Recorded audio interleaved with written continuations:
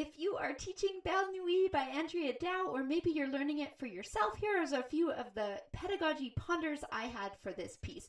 Number one, it's a waltz, and this may be a student's first exposure to a waltz piece. It may not, but it's wonderful to ponder how we feel music differently when it's in 3/4, with that strong beat on beat 1, followed by 2 weaker beats to give us that 1, 2, 3, 1, 2, 3 feel. I love thinking about it as if you were dancing it, it would be a step, tiptoe, step, tiptoe. So that's a fun way to think about it. So we might move with the music, we might listen to other waltzes, and we might tap out a waltz beat or learn to waltz in lessons. So that's some fun things that we can do.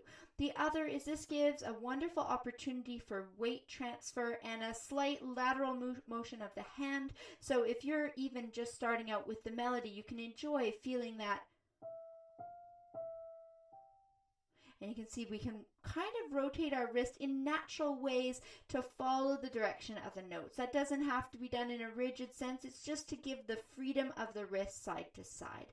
Pedaling is to add the color and the sustained sound, but it doesn't replace that legato touch at the piano. And that's new for lots of learners, so that's something we're just kind of getting curious about and adding to our lesson.